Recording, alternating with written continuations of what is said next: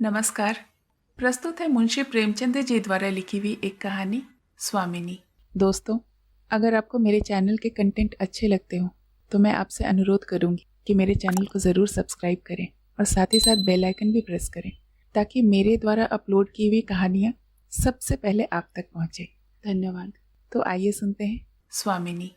शिवदास ने भंडारे की कुंजी अपनी बहू राम प्यारी के सामने फेंक कर अपनी बूढ़ी आंखों में आंसू भरकर कहा, बहू, आज से गृहस्थी की देखभाल तुम्हारे ऊपर है।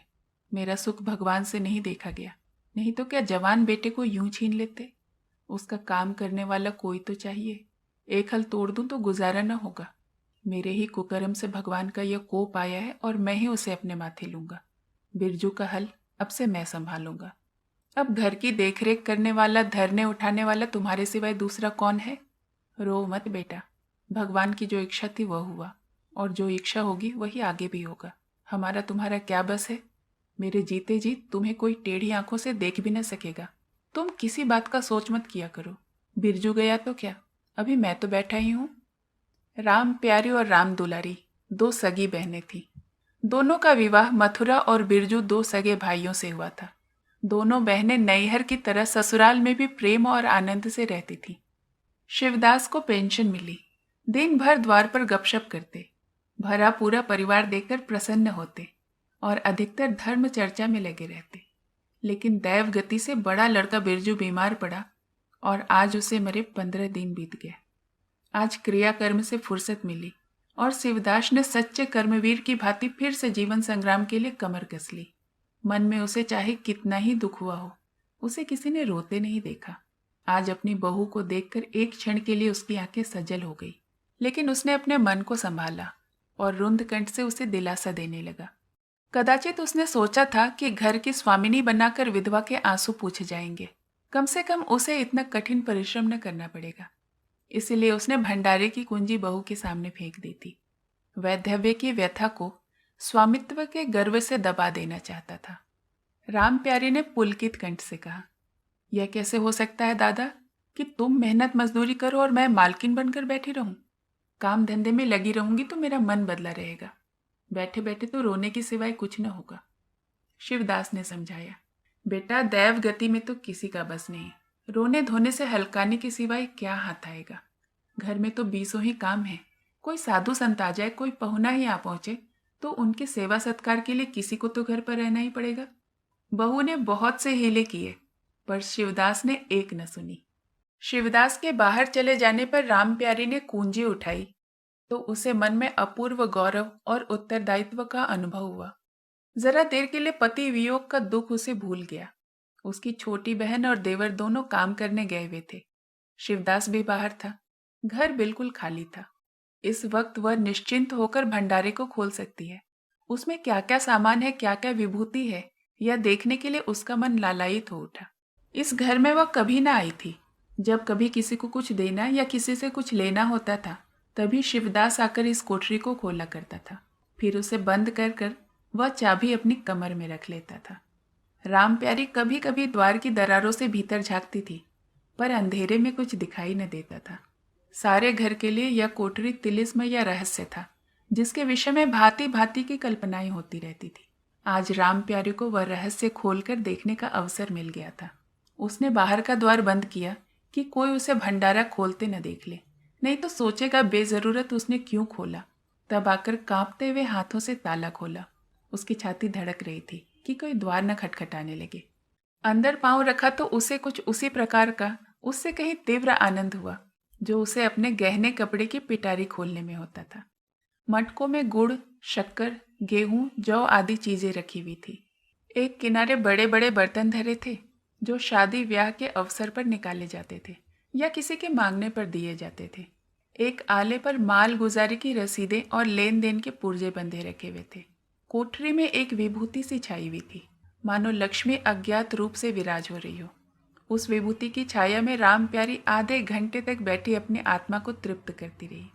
प्रति क्षण उसके हृदय पर ममत्व का नशा सा छाया जा रहा था। जब वह कोठरी से निकली तो उसके मन के संस्कार बदल गए थे, मानो किसी ने उस पर मंत्र डाल दिया हो। उसी समय द्वार पर किसी ने आवाज दी। उसने तुरंत भंडारे का द्वार बंद किया और जाकर सदर दरवाजा खोल दिया। देखा तो पड़ोसन झुनिया खड़ी है और 1 रुपया उधार मांग रही है। राम प्यारी ने रुखाई से कहा, अभी तो 1 पैसा भी नहीं है जीजी, क्रियाकर्म में सब खर्च हो गया। झुनिया चकरा गई। चौधरी के घर में इस समय 1 रुपया भी नहीं है। यह विश्वास करने की बात न थी। जिसके यहाँ सैकड़ों का लेन देन है वह सब कुछ क्रियाकर्म में नहीं खर्च कर सकता। अगर शिवदास ने यह बहाना किया होता तो उसे आश्चर्य न होता। प्यारी तो अपने सरल स्वभाव के लिए गांव में मशहूर थी। अक्सर शिवदास से आंखें बचाकर पड़ोसियों को इच्छित वस्तुएं दे दिया करती थी। अभी कल ही उसने जानकी को सेर भर दूध दिया, यहाँ तक कि अपने गहने तक मांगे दे देती थी। कृपण शिवदास के घर में ऐसी सखरज बहू का आना गांव वाले अपने सौभाग्य की बात समझते थे। झुनिया ने चकित होकर कहा, ऐसा न कहो जीजी, बड़े गाढ़े में पड़कर आई हूँ। नहीं, तुम जानती हो मेरी आदत ऐसी नहीं है। बाकी का 1 रुपया देना है। प्यादा द्वार पर खड़ा बकझक कर रहा है। रुपया दे दो तो किसी तरह यह विपत्ति टले। मैं आज के 8वें दिन आकर यह रुपया दे जाऊंगी। गांव में और कौन घर है जहां मांगने जाऊं। प्यारी टस से मस न हुई। उसके जाते ही प्यारी सांझ के लिए रसोई पानी का इंतजाम करने लगी। पहले चावल दाल बिनना उसे पहाड़ लगता था और रसोई में जाना तो सूली पर चढ़ने से कम न था। कुछ देर बहनों में झाँव झाँव होती, फिर शिवदास आकर कहते कि आज रसोई न बनेगी, तो दोनों में से एक उठती और मोटे मोटे टिक्कर लगाकर रख देती, मानो बैलों का राबित हो। आज प्यारी तन मन से रसोई के प्रबंध में लगी हुई है। अब वह घर की स्वामिनी है। तब उसने बाहर निकलकर देखा कि कितना कूड़ा करकट पड़ा हुआ है। बुढ़ऊ दिन भर मक्खी मारा करते हैं, इतना भी नहीं होता कि जरा झाड़ू ही लगा दे। अब क्या इनसे इतना भी न होगा? द्वार चिकना होना चाहिए कि देखकर आदमी का मन प्रसन्न हो जाए, यह नहीं कि उपकाई आने लगे। अभी कह दूं तो तुनक उठे। अच्छा, मुन्नी नाद से इतनी अलग क्यों खड़ी है? उसने मुन्नी के पास जाकर नाद में झांका। दुर्गंध आ रही थी। ठीक, मालूम होता है महीनों से पानी नहीं बदला गया है। इस तरह तो गाय रह चुकी। अपना पेट भर लिया, छुट्टी भी, और किसी से क्या मतलब। हाँ, दूध सबको अच्छा लगता है। दादा द्वार पर बैठे चिलम पी रहे हैं, मगर इतना नहीं होता कि 4 घड़ा पानी नाद में डाल दे। मजूर रखा है, वह भी 3 कौड़ी का, खाने को 1.5 सेर। काम करते नानी मरती है। आ जाता है तो पूछती हूँ कि नाद में पानी क्यों नहीं बदला। रहना हो तो रहे या जाना हो तो जाए। आदमी बहुत मिल जाएंगे। चारों ओर लोग मारे मारे फिर रहे हैं। आखिर उससे न रहा गया। घड़ा उठाकर पानी लेने चली। शिवदास ने पुकारा, पानी का क्या होगा बहू, उसमें तो पानी भरा हुआ ही है। प्यारी ने कहा, नाद का पानी सड़ गया है। मुन्नी भूसे में मुंह नहीं डालती, देख नहीं रहे हो, कोस भर दूर खड़ी है। शिवदास मार्मिक भाव से मुस्कुराए और आकर बहू के हाथ से घड़ा ले लिया। कई महीने बीत गए। प्यारी के अधिकार में आते ही उस घर में जैसे वसंत आ गया। भीतर बाहर जहां देखिए किसी निपुण प्रबंधक के हस्त कौशल, सुविचार और सुरुचि के चिन्ह दिखाई देते थे। प्यारी ने गृह यंत्र की ऐसी चाबी कस दी थी कि सभी पुर्जे ठीक ठाक चलने लगे थे। भोजन पहले से अच्छा मिलता था और समय पर मिलता था। दूध ज्यादा होता था, घी ज्यादा होता था और काम भी ज्यादा होता था। प्यारी न खुद विश्राम लेती, न दूसरों को विश्राम लेने देती। घर में ऐसी बरकत आ गई कि जो चीज मांगो घर में से ही निकल आती थी। आदमी से लेकर जानवर तक सभी स्वस्थ दिखाई देते हैं। अब वह पहले किसी दशा नहीं है कि कोई चीथड़े लपेटे घूम रहा है, किसी को गहने की धुन सवार है। हाँ, अगर कोई रुग्ण और चिंतित और मलिन वेश में है तो वह प्यारी है। फिर भी सारा घर उससे जलता है। यहाँ तक कि बूढ़े शिवदास भी कभी कभी उसकी बदगोई करते हैं। किसी को पहर रात रहे उठना अच्छा नहीं लगता। मेहनत से सभी जी चुराते हैं। फिर भी यह सब मानते हैं कि प्यारी न हो तो घर का काम न चले। और तो और दोनों बहनों में अब उतना अपनापन भी नहीं रहा। प्रातः काल का समय था। दुलारी ने हाथों के कड़े लाकर प्यारी के सामने पटक दिए और घुन्नाई हुई बोली, ले, इसे भी भंडारे में बंद कर दे। प्यारी ने कड़े उठा लिए और कोमल स्वर में कहा, कह तो दिया, हाथ में रुपए आने दे, बनवा दूंगी। अभी ऐसा भी नहीं घिस गया है कि आज ही उतार कर फेंक दिया जाए। दुलारी लड़ने को तैयार होकर आई थी। बोली, तेरे हाथ में काहे को कभी रुपए आएंगे और काहे को कभी मेरे कड़े बनेंगे। जोड़ जोड़ कर रखने में तुझे मजा आता है ना। प्यारी ने हंसकर कहा, जोड़ जोड़ कर रखती हूँ तो तेरे लिए ही। मेरा कौन बैठा है कि मैं सबसे ज्यादा खा पहन लेती हूँ। मेरा आनंद तो कब का टूट पड़ा है। दुलारी, तुम न खाओ न पहनो, जस तो पाती हो। यहाँ खाने पहनने के सिवाय और है ही क्या। मैं तुम्हारा हिसाब किताब नहीं जानती। मेरे कड़े आज बनने को भेज दो। प्यारी ने सरल विनोद के भाव से पूछा, रुपये न हो तो कहाँ से लाऊं। दुलारी ने उद्दंडता के साथ कहा, मुझे इससे कोई मतलब नहीं, मैं तो कड़े चाहती हूँ। इसी तरह घर के सब आदमी अपने अपने अवसर पर प्यारी को दो चार खरी खुटी सुना जाया करते थे और वह गरीब धौंस हंसकर सह जाती थी। स्वामिनी का यह धर्म है कि सबकी धौंस सुन ले, करे वही जिसमें घर का कल्याण हो। स्वामित्व के कवच पर धौंस ताने धमकी किसी का असर नहीं होता। उसकी स्वामिनी की कल्पना इन आघातों से और भी स्वस्थ होती जाती थी। वह गृहस्थी की संचालिका है। सभी अपने अपने दुख उसी के सामने रोते हैं, पर जो कुछ वह करती है वही होता है। इतना उसे प्रसन्न करने के लिए काफ़ी था। गांव भर में प्यारी की सराहना होती थी। अभी उम्र ही क्या है, लेकिन सारे घर को संभाली हुई है। चाहती तो सगाई करके चैन से रहती, इस घर के पीछे अपने को मिटाई देती है। कभी किसी से हंसती बोलती भी नहीं, जैसे उसकी काया पलट ही हो गई हो। कई दिन बाद दुलारी के कड़े बनकर आ गए। प्यारी खुद सुनार के घर दौड़ दौड़ कर गई। संध्या हो गई थी। दुलारी और मथुरा हाट से लौटे। प्यारी ने नए कड़े दुलारी को दिए। दुलारी निहाल हो गई, चटपट कड़े पहनी और दौड़ी हुई बरौठे में जाकर मथुरा को दिखाने लगी। प्यारी बरौठे के द्वार पर छिपी खड़ी यह सब दृश्य देखने लगी। उसकी आंखें सजल हो गई। दुलारी उससे कुछ 3 ही साल की तो छोटी है, पर दोनों में कितना अंतर है। उसकी आंखें मानो उस दृश्य पर जम गई।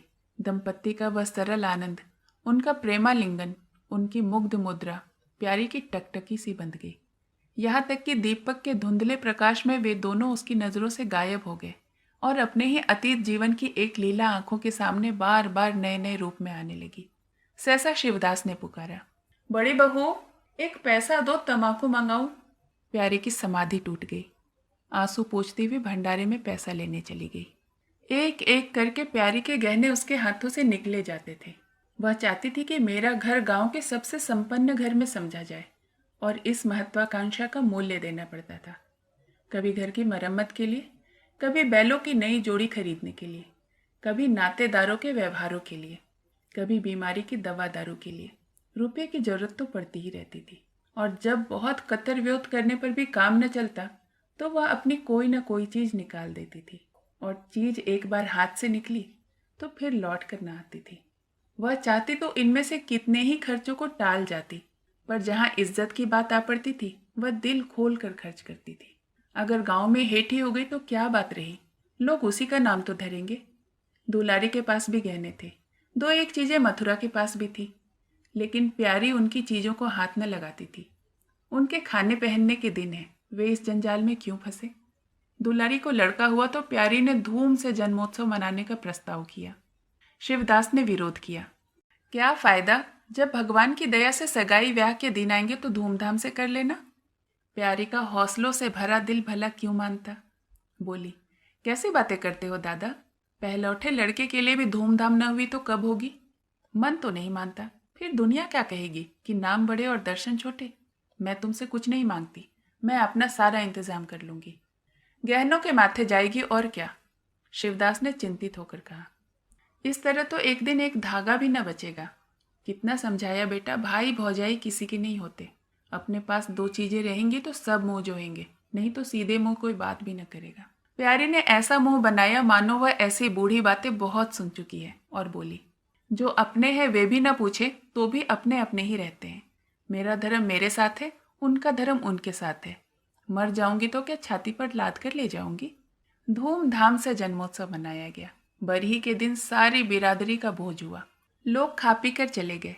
प्यारी दिन भर की थकी मांदी आंगन में एक टाट का टुकड़ा बिछाकर कमर सीधी करने लगी। आंखें झपक गई। मथुरा उसी वक्त घर में आया। नवजात पुत्र को देखने के लिए उसका चित्त व्याकुल हो रहा था। दुलारी सौर गृह से निकल चुकी थी। गर्भावस्था में उसकी देह क्षीण हो गई थी, मुंह भी उतर गया था, पर आज स्वस्थता की लालिमा मुंह पर छाई हुई थी। सौर के संयम और पौष्टिक भोजन ने देह को चिकना कर दिया था। मथुरा उसे आंगन में देखते ही उसके समीप आ गया और एक बार प्यारी की ओर ताक कर उसके निद्रा मग्न होने का निश्चय करके उसने शिशु को गोद में ले लिया और उसका मुंह चूमने लगा। आहट पाकर प्यारी की आंखें खुल गई, पर उसने नींद का बहाना किया और अधखुली आंखों से यह आनंद क्रीड़ा देखने लगी। माता और पिता दोनों बारी बारी से बालक को चूमते, गले लगाते और उसके मुंह को निहारते थे। कितना स्वर्गीय आनंद था। प्यारी की तृषित लालसा एक क्षण के लिए स्वामिनी को भूल गई। जैसे लगाम से मुखबद्ध, बोझ से लदा हुआ, हाँकने वाले चुंबक से पीड़ित, दौड़ते दौड़ते बेदम तुरंग हिनहिनाने की आवाज़ सुनकर कनौतियाँ खड़ी कर लेता है और परिस्थिति को भूलकर एक दबी हुई हिनहिनाहट के साथ उसका जवाब देता है। कुछ वही दशा प्यारी की हुई। उसका मातृत्व जो पिंजड़े में बंद मूक निश्चेष्ट पड़ा हुआ था, समीप आने वाली मातृत्व की चहकार सुनकर जैसे जाग पड़ा और चिंताओं के उस पिंजड़े से निकल जाने के लिए पंख फड़फड़ाने लगा। मथुरा ने कहा, यह मेरा लड़का है। दुलारी ने बालक को गोद में चिपटा कर कहा, हाँ क्यों नहीं, तुमने ही तो 9 महीने पेट में रखा है। सांसद तो मेरी हुई, बाप कहलाने के लिए तुम कूद पड़े। मथुरा, मेरा लड़का न होता तो मेरी सूरत का क्यों होता? चेहरा मोहरा रंग रूप सब मेरे जैसा है कि नहीं? दुलारी, इससे क्या होता है? बीज बनिए के घर से आता है, खेत किसान का होता है, उपज बनिए की नहीं होती, किसान की होती है। मथुरा, बातों में तो तुमसे कोई न जीत सकेगा। मेरा लड़का बड़ा हो जाएगा तो मैं द्वार पर बैठकर मजे से हुक्का पिया करूंगा। दुलारी, मेरा लड़का पढ़ेगा लिखेगा, कोई बड़ा आदमी बनेगा, तुम्हारी तरह दिन भर बैलों के पीछे न चलेगा। मालकिन से कहना है कि कल एक पालना बनवा दे। मथुरा, अब बहुत सवेरे ना उठा करना और छाती फाड़कर काम भी न करना। दुलारी, यह महारानी जीने देंगी तब ना। मथुरा, मुझे तो बेचारी पर दया आती है। उसका कौन बैठा हुआ है, हम ही लोगों के लिए मरती है। भैया होते तो अब तक 2-3 बच्चों की माँ हो गई होती थी। प्यारी के कंठ में आंसुओं का ऐसा वेग उठा कि उसे रोकने में सारी देह कांप उठी। अपना वंचित जीवन उसे मरुस्थल सा लगने लगा था, जिसकी सूखी रेत पर वह हरा भरा बाग लगाने की निष्फल चेष्टा कर रही थी। कुछ दिनों बाद शिवदास भी मर गया। उधर दुलारी के 2 बच्चे और हुए। वह भी अधिकतर बच्चों के पालन पोषण में व्यस्त रहने लगी। खेती का काम मजूरों पर आ पड़ा। मथुरा मजदूर तो अच्छा था, संचालक अच्छा न था। उसे स्वतंत्र रूप से काम करने का कभी अवसर न मिला था। खुद पहले भाई की निगरानी में काम करता रहता था, बाद में बाप की निगरानी में काम करने लगा। खेती का तार भी न जानता था। वही मजूर उसके यहाँ टिकते थे जो मेहनत नहीं खुशामद करने में कुशल होते थे। इसीलिए प्यारी को अब दिन में 2-4 चक्कर हार करके भी लगाना पड़ता था। कहने को वह अभी मालकिन थी, पर वास्तव में घर भर की सेविका थी। मजूर भी उससे त्योरियां बदलते, जमींदार का प्यादा भी उसी पर धौंस जमाता। भोजन में भी किफायत करनी पड़ती। लड़कों को तो जितनी बार मांगे उतनी बार कुछ न कुछ चाहिए। दुलारी तो लड़कौड़ी थी, उसे भरपूर भोजन चाहिए। मथुरा घर का सरदार था, उसके इस अधिकार को कौन छीन सकता था? मजूर भला क्यों रियायत करने लगे? सारी कसर प्यारी पर निकलती थी। वही एक फालतू चीज थी, अगर आधा पेट खाए तो किसी को हानि न हो सकती थी। 30 वर्ष की अवस्था में उसके बाल पक गए थे, कमर झुक गई थी, आंखों की ज्योत कम हो गई थी, मगर वह प्रसन्न थी। स्वामित्व का गौरव इन सारे जख्मों पर मरहम का काम करता था। एक दिन मथुरा ने कहा, भाभी अब तो कहीं परदेश जाने का जी होता है। यहाँ तो कमाई में बरकत नहीं है, किसी तरह पेट की रोटी चल जाती है, वह भी रोध होकर। कई आदमी पूरब से आए हैं, कहते हैं वहाँ 2-3 रुपये रोज की मजूरी हो जाती है। 4-5 साल भी रह गया तो मालामाल हो जाऊंगा। अब आगे लड़के बाले हुए, इनके लिए भी तो कुछ चाहिए। दुलारी ने समर्थन किया, हाथ में 4 पैसे होंगे, लड़कों को पढ़ाएंगे लिखाएंगे। हमारी तो किसी तरह कट गई, लड़कों को तो आदमी बनाना है। प्यारी यह प्रस्ताव सुनकर अवाक रह गई, उनका मुंह ताकने लगी। इसके पहले इस तरह की बातचीत कभी न हुई थी। यह धुन कैसे सवार हो गई? उसे संदेह हुआ कि शायद मेरे कारण यह भावना उत्पन्न हुई हो। बोली, मैं तो जाने को न कहूँगी, आगे जैसी इच्छा हो करो। लड़कों को पढ़ाने लिखाने के लिए यहाँ भी तो मदरसा है। फिर क्या नित्य यही दिन बने रहेंगे? 2-3 साल की खेती बन गई तो सब कुछ हो जाएगा। मथुरा, इतने दिन खेती करते हो गए, जब अब तक न बनी तो अब क्या बन जाएगी? इस तरह एक दिन चले जाएंगे, मन का मन ही में रह जाएगा। अब फिर पौरुख भी तो थक रहा है, यह खेती कौन संभालेगा? लड़कों को चक्की में जोतकर उनकी जिंदगी नहीं खराब करना चाहता।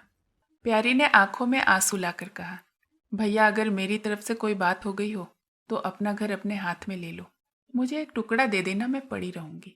मथुरा ने आर्द्र कंठ होकर बोला, भाभी यह तुम क्या कहती हो? तुम्हारे ही संभाले यह घर अब तक चला है, नहीं तो रसातल में चला गया होता था। इस गृहस्थी के पीछे तुमने अपने आप को मिट्टी में मिला दिया, अपनी सारी देह घुला दी। मैं अंधा नहीं हूँ, सब कुछ समझता हूँ। हम लोगों को जाने दो, भगवान ने चाहा तो घर फिर संभल जाएगा। तुम्हारे लिए हम बराबर खर्च बरच भेजते रहेंगे। प्यारी ने कहा, जो ऐसा हो तो तुम चले जाओ, बाल बच्चों को कहाँ कहाँ बांधे फिरोगे? दुलारी बोली, यह कैसे हो सकता है बहन? यहाँ देहात में लड़के बच्चे क्या पढ़ेंगे लिखेंगे? बच्चों के बिना इनका जी भी वहाँ न लगेगा। दौड़ दौड़ कर घर आएंगे और सारी कमाई रेल खा जाएगी। परदेश में अकेले जितना खर्चा होगा उतने में सारा घर आराम से रहेगा। प्यारी बोली, तो मैं यहाँ रहकर क्या करूँगी? मुझे भी लेते चलो। दुलारी उसे साथ ले जाने को तैयार न थी। कुछ दिन जीवन का आनंद उठाना चाहती थी। अगर परदेश में भी यह बंधन रहा तो जाने से क्या फायदा? बोली, बहन तुम चलती तो क्या बात थी, लेकिन फिर यहाँ का कारोबार तो चौपट हो जाएगा। तुम तो कुछ न कुछ देखभाल करती ही रहोगी। प्रस्थान की तिथि के एक दिन पहले ही राम प्यारी ने रात भर जागकर हलवा और पूरियां पकाई। जब से इस घर में आई कभी एक दिन के लिए भी अकेले रहने का अवसर नहीं आया। दोनों बहनें सदा साथ रहीं। आज उस भयंकर अवसर को सामने आते देखकर प्यारी का दिल बैठा जाता था। वह देखती थी मथुरा प्रसन्न है, बाल वृंद यात्रा के आनंद में खाना पीना तक भूले हुए हैं, तो उसके जी में आता कि वह भी इसी भांति निर्द्वंद रहे, मोह और ममता को पैरों से कुचल डाले। किंतु वह ममता जिस ख्याल को खा खा कर पली थी, उसे अपने सामने से हटाए जाते देख क्षुब्ध होते न रुकती थी। दुलारी तो इस तरह निश्चिंत होकर बैठी थी मानो कोई मेला देखने जा रही हो। नई नई चीजों को देखने, नई दुनिया में विचरने की उत्सुकता ने उसे क्रिया शून्य सा कर दिया था। प्यारी के सिरे सारे प्रबंध का भार था। धोबी के घर से सब कपड़े आए या नहीं, कौन कौन से बर्तन साथ जाएंगे, सफर खर्च के लिए कितने रुपयों की जरूरत होगी। एक बच्चे को खांसी आ रही थी, दूसरे को कई दिन से दस्त आ रहे थे। उन दोनों की औषधियों को पीसना कूटना आदि सैकड़ों ही काम उसे व्यस्त किए हुए थे। लड़कोरी न होकर भी वह बच्चों के पालन पोषण में दुलारी से कुशल थी। देखो, बच्चों को बहुत मारना पीटना मत, मारने से बच्चे जिद्दी हो जाया करते हैं। बच्चों के साथ आदमी को बच्चा बन जाना पड़ता है। जो तुम चाहो कि तुम आराम से पड़े रहो और बच्चे चुपचाप बैठे रहें, हाथ पैर न हिलाएं, तो यह नहीं हो सकता। बच्चे तो स्वभाव से चंचल होते हैं, उन्हें किसी न किसी तरह काम में फंसाए रखो। ढेले का खिलौना 1000 घुड़कियों से बढ़कर होता है। दुलारी इन उपदेशों को इस तरह बेमन होकर सुनती कि मानो कोई सनक कर बक रहा हो। विदाई का दिन प्यारी के लिए परीक्षा का दिन था। उसके जी में आता वह कहीं चली जाए, जिससे कि यह दृश्य उसे न देखना पड़े। घड़ी भर में यह घर सूना हो जाएगा। वह दिन भर घर में अकेली पड़ी रहेगी। किससे हंसेगी, किससे बोलेगी, यह सोचकर उसका हृदय कांप जाता। ज्यों ज्यों समय निकट आता जाता, उसकी वृत्तियां शिथिल होती जाती थी। वह कोई काम करते करते जैसे खो जाती थी और अपलक नेत्रों से किसी वस्तु को ताकने लगती थी। कभी अवसर पाकर एकांत में जाकर थोड़ा सा रो लेती थी। मन को समझा रही थी कि यह लोग अपने होते तो क्या इस तरह चले जाते। यह तो मानने का नाता है, पर किसी पर कोई ज़बरदस्ती है। दूसरों के लिए कितना ही मरो तो भी वे अपने नहीं होते। पानी तेल में कितना ही मिले फिर भी अलग ही रहेगा। बच्चे नए नए कुर्ते पहने नवाब बने घूम रहे थे। प्यारी उन्हें प्यार करने के लिए गोद लेना चाहती तो रोने का सा मुंह बनाकर छुड़ा कर भाग जाते। वह क्या जानती थी कि ऐसे अवसर पर बहुधा अपने बच्चे भी निष्ठुर हो जाते हैं। 10 बजते बजते द्वार पर बैलगाड़ी आ गई। लड़के पहले से ही उस पर जा बैठे। गांव के कितने ही स्त्री पुरुष मिलने आए। प्यारी को इस समय उनका आना बहुत बुरा लग रहा था।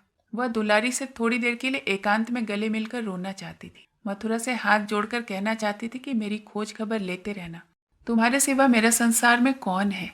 लेकिन इस भीड़ भाड़ में उसको इन बातों का मौका ही न मिला।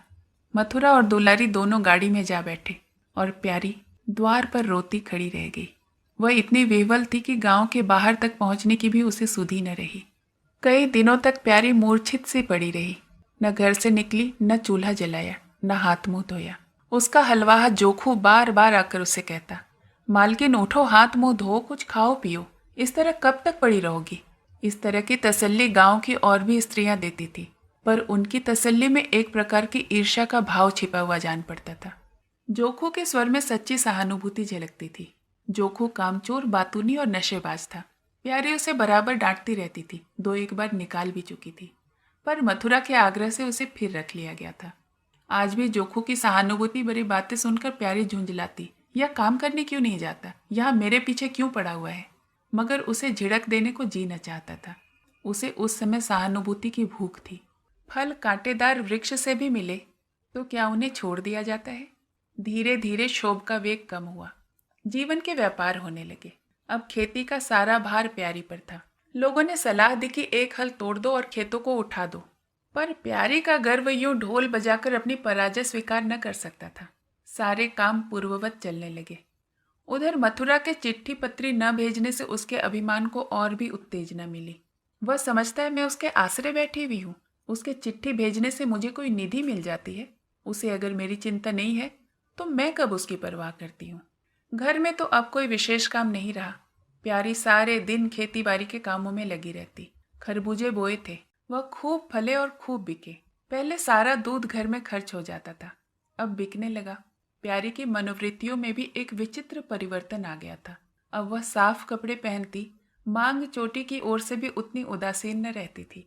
आभूषणों में भी रुचि हुई। रुपये हाथ में आते ही उसने अपने गिरवी रखे हुए गहने छुड़वाए और भोजन भी संयम से करने लगी। सागर पहले खेतों को सींचकर खुद खाली हो जाता था, अब निकास की नलियां बंद हो गई थी। सागर में पानी जमा होने लगा और उसमें हल्की हल्की लहरें भी थी। खिले हुए कमल के फूल भी थे। एक दिन जोखू हार से लौटा तो अंधेरा हो गया था। प्यारी ने पूछा, अब तक वहां क्या करता रहा? जोखू ने कहा, 4 क्यारियां बच रही थी, मैंने सोचा 10 मूठ खींच दूं, कल का झंझट कौन रखे। जोखू अब कुछ दिनों से काम में मन लगाने लगा था। जब तक मालिक उसके सिर पर सवार रहते थे वह हील बहाने किया करता था।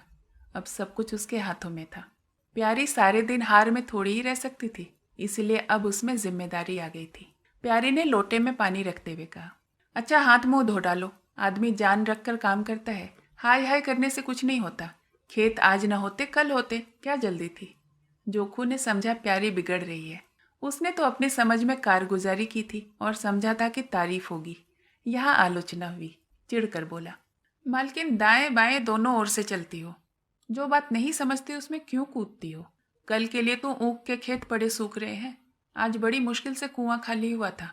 सवेरे मैं पहुंचता तो कोई न कोई आकर छेंक लेता, फिर अठवारे तक राह देखनी पड़ती, तब तक तो सारी ऊख विदा हो जाती।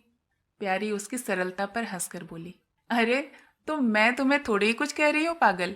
मैं तो कहती हूँ कि जान रख कर काम कर, कहीं बीमार पड़ गया तो लेने के देने पड़ जाएंगे। जोखू, कौन बीमार पड़ जाएगा? मैं 20 साल में कभी सिर तो दुखा नहीं, आगे की नहीं जानता, कहो रात भर काम कर सकता हूँ। प्यारी, मैं क्या जानूं, तुम्हें अंतरे दिन बैठे रहते थे और पूछा जाता था तो कहते थे कि ज्वर आ गया है, पेट में दर्द है। जोखू झेपता हुआ बोला, वह बातें जब थी जब मालिक लोग चाहते थे कि इसे पीस ही डालें। अब तो जानता हूँ कि सब मेरे ही मत्थे है, मैं न करूँगा तो सब चौपट हो जाएगा। प्यारी, मैं क्या देखभाल नहीं करती? जोखू, तुम बहुत करोगी 2 बेर चली जाओगी, सारे दिन थोड़ी ही बैठी रह सकती हो। प्यारी को उसके निष्कपट व्यवहार ने मुग्ध कर दिया। बोली, तो इतनी रात गए चूल्हा जलाओगे, कोई सगाई क्यों नहीं कर लेते? जोखू ने मुंह धोते हुए कहा, तुम भी खूब कहती हो मालकिन, अपने पेट भर का तो होता नहीं सगाई कर लूं। 1.25 सेर खाता हूँ 1 जून, पूरा 1.25 सेर, दोनों जून के लिए 2 सेर चाहिए। प्यारी, अच्छा आज मेरी रसोई में खाओ, देखो तो कितना खाते हो। जोखू ने पुलकित होकर कहा, नहीं मालकिन, तुम बनाते बनाते थक जाओगी। हाँ, आध सेर के 2 रोटी बनाकर खिला दो तो खा लूँ। मैं तो यही करता हूँ, बस आटा सानकर 2 लिट बनाता हूँ और उपले पर सेक लेता हूँ, कभी मट्ठे से, कभी नमक से, कभी प्याज से खा लेता हूँ और आकर पड़ रहता हूँ। प्यारी, मैं तुम्हें आज फूल के खिलाऊंगी। जोखू, तब तो सारी रात खाते ही बीत जाएगी। प्यारी, बको मत, चटपट आकर बैठ जाओ। जोखू, जरा बैलों को सानी पानी देता हूँ तो बैठूं। जोखू और प्यारी में ठनी हुई थी। प्यारी ने कहा, मैं कहती हूँ धान रोपने की कोई ज़रूरत नहीं, झड़ी लग जाए तो खेत डूब जाए, बरखा बंद हो जाए तो खेत सूख जाए, ज्वार बाजरा सन अरहर सब तो हैं, धान न सही। जोखू ने अपने विशाल कंधे पर फावड़ा रखते हुए कहा, जब सबका होगा तो मेरा भी होगा, सबका डूब जाएगा तो मेरा भी डूब जाएगा, मैं क्यों किसी से पीछे रहूं। बाबा के ज़माने में 5 बीघा से कम नहीं रोपा जाता था, बिरजू भैया ने उनमें से 1-2 बीघे और बढ़ा दिए। मथुरा ने भी थोड़ा बहुत हर साल रोपा, तो मैं क्या सबसे गया बीता हूँ? मैं 5 बीघे से कम न लगाऊंगा। तब घर में 2 जवान काम करने वाले थे, मैं अकेला उन दोनों के बराबर खाता हूँ, तो दोनों के बराबर काम क्यों न करूँगा? चल झूठा कहीं का, कहते थे 2 सेर खाता हूँ 4 सेर खाता हूँ, आधे सेर में रह गए। एक दिन तौलो तब मालूम हो। तौला है बड़े खाने वाले। मैं कह देती हूँ धान न रोपो, मजूर नहीं मिलेंगे, अकेले हलकान होना पड़ेगा। तुम्हारी बला से मैं ही हलकान होऊंगा ना, यह देह किस दिन काम आवेगी। प्यारी ने उसके कंधे पर से फावड़ा ले लिया और बोली, तुम पहर रात से पहर रात तक ताल में रहोगे, अकेले मेरा जी उबेगा। जोखू को उबने का अनुभव न था। कोई काम न हो तो आदमी पढ़कर सो रहे, जी क्यों उबे? बोला, जी उबे तो सो रहना, मैं घर पर रहूंगा तो और भी जी उबेगा। मैं खाली बैठता हूँ तो बार बार खाने की सूझती है। बातों में देर हो रही है, बादल घिरे आते हैं, प्यारी ने कहा। अच्छा कल से जाना, आज बैठो। जोखू ने मानो बंधन में पड़कर कहा। अच्छा बैठ गया, कहो क्या कहती हो? प्यारी ने विनोद करते हुए पूछा। कहना क्या है? मैं तुमसे पूछती हूँ अपनी सगाई क्यों नहीं कर लेते? अकेले मरती हूँ, तब 1 से 2 हो जाऊंगी। जोखू शर्माता हुआ बोला। तुमने फिर वही बात छेड़ दी मालकिन, किससे सगाई कर लूँ? ऐसी मेहरिया लेकर क्या करूँगा जो गहनों के लिए मेरी जान खाती रहे? प्यारी, यह तो तुमने बड़ी कड़ी शर्त लगा दी। ऐसी औरत कहाँ मिलेगी जो गहने भी न चाहे? जोखू, यह मैं थोड़े ही कहता हूँ कि गहने न चाहे, मेरी जान न खाया करे। तुमने तो कभी गहनों के लिए हठ न किया, बल्कि अपने सारे गहने दूसरों के ऊपर लगा दिए। प्यारी के कपोलों पर हल्का सा रंग आ गया। बोली, अच्छा और क्या चाहते हो? जोखू, मैं कहने लगूंगा तो बिगड़ जाओगी।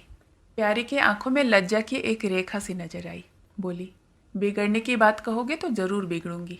जोखू, तो मैं न कहूँगा। प्यारी ने उसे पीछे की ओर ढकेलते हुए कहा। कहोगे कैसे नहीं? मैं कहला के छोड़ूंगी। जोखू, मैं चाहता हूँ वह तुम्हारी तरह हो, ऐसी ही गंभीर हो, ऐसी ही बातचीत में चतुर हो, ऐसा ही अच्छा पकाती हो, ऐसे ही किफ़ायती हो, ऐसी ही हंसमुख हो। बस ऐसी औरत मिलेगी तो करूँगा, नहीं तो इसी तरह पड़ा रहूँगा। प्यारी का मुख लज्जा से आरक्त हो गया। उसने पीछे हटकर कहा, तुम बड़े नटखट हो। हंसी हंसी में सब कुछ कह गए। कहानी सुनने के लिए बहुत बहुत धन्यवाद।